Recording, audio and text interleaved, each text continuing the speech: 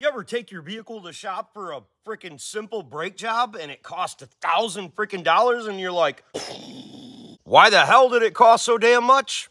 I'm gonna show you a neat trick. Well, here's a good example of a situation that a mechanic can't get himself out of without getting all up inside your ass. Personally, that's an ass I don't mind getting all up in.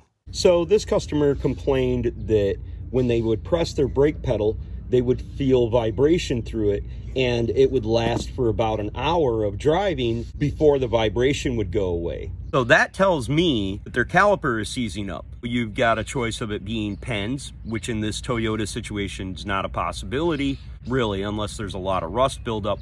The rotors are warped, but the rotors had to be warped for excessive braking, and because the excessive braking did not go away, it had to be a caliper. Now, when the vehicle was brought to me, I couldn't get any brake pedal pulsation, any calipers that were sticking. So the next time if this happens to you, stop the vehicle when it's safe to do so. Put your hand close to the wheel, and if it feels super hot with it about a ½ inch away, don't touch it because you might burn yourself. Whichever wheel is hot is the wheel that has a seized up caliper. Not only is that thing gonna be hot, it's gonna be accompanied by a really, really nasty ass. Then it won't be necessary for me to replace both. About it, one caliper is a lot cheaper than two. And then a lot of times mechanics will just replace everything because, well, they can make more money because shops charge for each individual part and usually mark them up 20 to 30, maybe even 40% more than they're paying for it.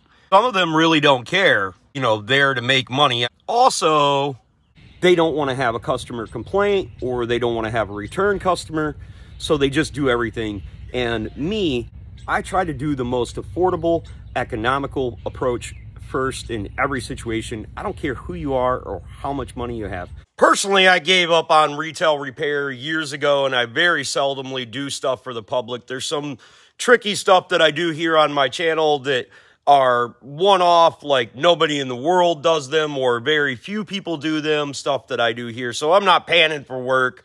I appreciate you folks offering, but I really don't need any extra work.